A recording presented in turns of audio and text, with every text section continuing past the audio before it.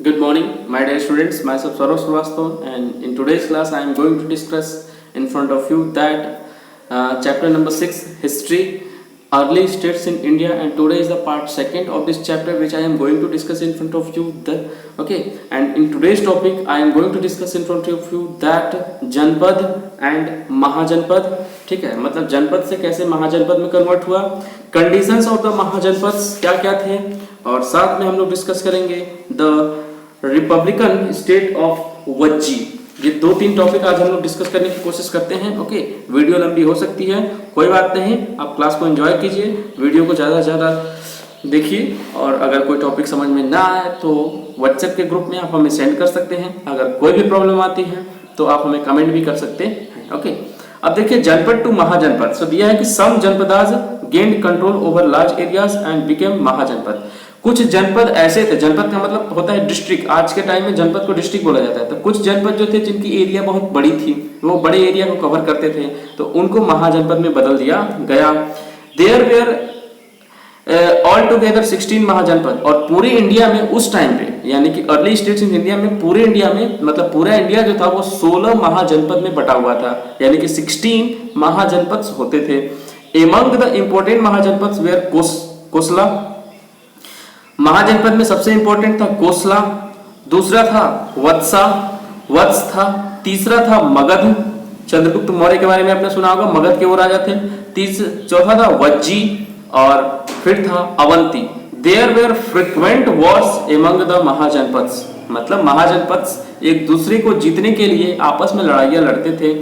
Ultimately Magadha emerged as the major power. लेकिन बाद में ऐसा देखा गया कि असली जो पावर था वो मगध के पास ही था, यानी कि मगध जो था वो सेंटर में था, इसलिए उसके पास पावर भी क्या थी, बहुत ज्यादा थी. Conditions of the mahajanapada. Condition कौन कौन सी थी? तो पहला था एग्रीकल्चर कंडीशन था, दूसरा था राइज ऑफ सिटीज, नए नए शहर का बनना, तीसरा था एडमिनिस्ट्रेशन प्रशासन, चौथा था रेवेन्यू पॉलिसी, पांचवा था ट्रेड, और छठवां था सोशल ऑर्गेनाइजेशन. पहला टॉपिक हम डिस्कस करने की कोशिश करते हैं एग्रीकल्चर. महाजनपद में एग्रीकल्चर की कंडीशन क्या थी? तो agriculture prospered in most of the mahajanapada. Agriculture prospered most of the mahajanapada as they were located in fertile areas. मतलब एग्रीकल्चर जो था वो मोस्ट फर्टाइल एरियाज में ही किया जाता था. However they are mostly in less fertile और हिली रीजन. मतलब जहां पे जमीन कम उपजाऊ होती थी, लेस फर्टाइल होती थी, और जो हिली रीजन थे उनको छोड़ करके जहां पे भूमि ज्यादा फर्टाइल होती थी वहां ज्यादा खेती की जाती थी. Iron came to be used widely in the making of iron, यानी कि लोहे का जो यूज था महाजनपद में हल बनाने के लिए किया जाता था, खेत को जोतने के लिए किया जाता था, जंगल को काटने के लिए किया जाता था, टूल्स बनाने के लिए किया जाता था. Many canals and wells were dug to improve irrigation. कई सारे कैनाल्स यानी कि नहर, ओके, और कई सारी वेल्स खेतों को सींचने के लिए बनाए गए. The farmers learn to use manure. खाद को किस तरह से, फर्टिलाइजर को किस तरह से यूज करना है किसानों ने सीख लिया था. To grow more rice. ज्यादा चावल पैदा करने के लिए they replace the earlier method. वो पुराने मेथड को छोड़ करके और नए मेथड, नए नए बीजों का use, scattering of seeds, transplantation, ये सब सीख चुके थे. That is the orderly planting of sampling in the field. जिससे प्रोडक्शन धीरे धीरे क्या होने लगा, बढ़ने लगा. The improve farming techniques improve the quality. जैसे जैसे फार्मिंग की टेक्निक इंप्रूव हुई वैसे वैसे क्वालिटी भी इंप्रूव हुई, क्वांटिटी ऑफ क्रॉप्स भी इंप्रूव हुआ, और जनरली साल में अब 2 फसल यानी कि 2 क्रॉप्स का प्रोडक्शन किया जाने लगा. Okay, rise of cities. नए नए शहर कैसे बने? तो the production of surplus crops allows some people to specialize in craft such as metal working, carpentry, pot making. दिया है कि क्रॉप्स के प्रोडक्शन के अलावा ऐसे कई सारे काम थे, जैसे कि carpentry, metal working, pot making, surplus और अनाजों को पैदा करके जो बेचा जाता था वो सिटी में ही लाके बेचा जाता था. तो इसके लिए सिटी धीरे धीरे डेवलप हुई. The exchange of surplus crops. Surplus crop का मतलब एक फसल के बदले दूसरे फसल को लेना.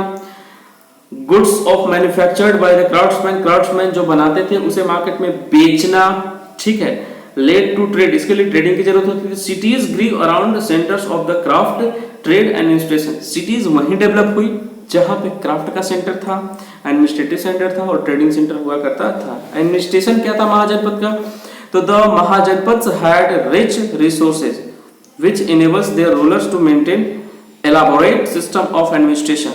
महाजनपद जो थे उनके पास रिसोर्सेज ज्यादा होती थी और वो इसको मेंटेन करने के लिए, एलाबोरेट करने के लिए क्या करते थे, नए तरह के एडमिनिस्ट्रेटिव सिस्टम को लाते थे। The mahajanapadas were mostly monarchies. महाजनपद जो था वहीं पे मोनार्की यानी कि राजतंत्र हुआ करता था। The king maintained a large, well-equipped and regularly paid army during war and peace।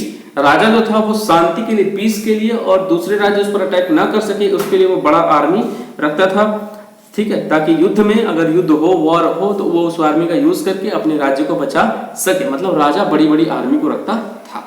Okay, आगे दिया कि this was the enable him to control the Gangetic plain. इसकी वजह से ही जो महाजनपद थे उन्होंने गंगेटिक प्लेन, जो कई सारे रूरल चाहते थे कि वो हमारे पास हो, गंगेटिक प्लेन जहां पे मोस्ट फर्टाइल सॉइल पाई जाती थी, उसको कब्जा में करना चाहा। Ministers were appointed to help in the administration. कई सारे मिनिस्टर, मंत्री को एडमिनिस्ट्रेशन को चलाने के लिए अपॉइंट किया जाता था। Brahmans were important and powerful. उस समय जो ब्राह्मण थे वो ज्यादा जरूरी थे और उनके पास पावर भी ज्यादा थी। The king often gave tax free villages to Brahmins.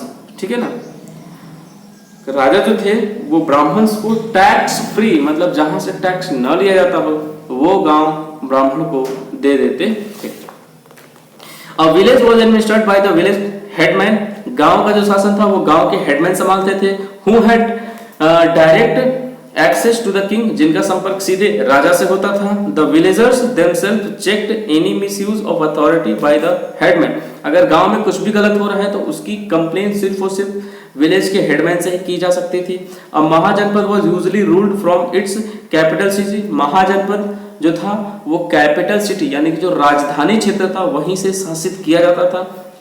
There was intense rivalry among the महाजनपद resulting in frequent wars। और महाजनपद की लड़ाई एक महाजनपद से ही होती थी अगर वो उस पर कब्जा करना चाहता था तो। Okay, the capital city such as Kashi. Capital city जैसे कि काशी, कौशाम्बी, श्रावस्ती, उज्जैन, राजगृह, जिसमें जिसको मॉडर्न में राजगीर बोला जाता है, राजगीर, ठीक है ना, were therefore fortified strengthened against enemy attacked by the high walls built around them. शत्रुओं से बचाने के लिए उसके किनारे किनारे बड़े बड़े दीवार को बनाया गया था। Fortified were usually made of mud. दीवार किससे बना होता था? मड, स्टोन और वुड और ब्रिक से बना होता था। Revenue, the tax collector collected taxes from the people. Tax collector जो था वो टैक्स को लोगों से कलेक्ट करता था। Taxes could be paid in money और काइंड ऑफ लैंड। टैक्स जो था वो पैसे में यानी कि जो उस समय करेंसी चलती थी उसमें पे किया जाता था। Land tax fetches the maximum revenue. Land tax जो था उसी से सबसे ज्यादा पैसा आता था। A share bhaga of 1/6 of the agriculture produce had to be given as tax. या अगर आप पैसे को टैक्स नहीं दे सकते थे, आपने जितना प्रोडक्शन किया है उसका 6 पार्ट किया जाता था, 6 पार्ट, और 1 पार्ट जो था वो राजा के पास चला जाता था। ये सारी चीजें थी। सबको रेगुलर टैक्स देना पड़ता था। कभी कभी taxes had to be paid in the form of unpaid labour. कभी कभी जो पर्सन टैक्स नहीं दे पाता था उसे राजा के महल में कुछ दिन काम करना पड़ता था। ट्रेडिंग की क्या क्या कंडीशन थी? तो देखिए, ट्रेडिंग तो गुड रोड्स इनकरेज ट्रेड। नए नए रोड्स बनाए गए जिससे ट्रेडिंग क्या हुआ, आगे बढ़ा। Even over long distances overseas trade also gained importance. उस समय दूसरे देश से भी ट्रेडिंग की जाती थी, ठीक है ना। Bharukachchha became an important trading port. उस समय भारकुच्छा जो था वो इंटरनेशनल ट्रेडिंग के लिए एक इंपॉर्टेंट सेंटर हुआ करता था। Money in the form of punch marked coins. पैसे जो थे वो पंच मार्क्ड कॉइन के फॉर्म में मिलते थे जो कॉपर और सिल्वर का बना होता था। Began to be used in trade, और इसका यूज ट्रेडिंग में किया जाने लगा। Earlier trading was done only through barter. और शुरू में जो ट्रेडिंग किया जाता था वो सिर्फ बार्टर के मोड में किया जाता था। बार्टर का मतलब होता है कि एक चीज को दे करके हम दूसरी चीज को लेंगे, उसको बार्टर सिस्टम कहा जाता था। बात समझ में है? क्या कहा जाता था? Barter system. मर्चेंट यानी कि जो व्यापारी थे, क्राफ्टमैन जो थे, involved in the same trade of craft formed guilds and these guilds regulated the quality, ठीक है, distribution and prices of the goods product। Social organisation कैसी कैसी थी? तो caste rigidities increase, strict rules govern each caste, हर एक caste को control करने के लिए कड़े नियम थे, ठीक है ना। Inter marriage and inter dining between the caste were not allowed, मतलब दूसरी जाति में लोग शादी नहीं कर सकते थे, या दूसरी जाति दूसरे धर्म को लोग अपना नहीं सकते थे। The trade and craft of the श्रेणीज became hereditary, और ट्रेडिंग अगर किसी को करना होता था तो उसे राजा से परमिशन लेनी पड़ती थी।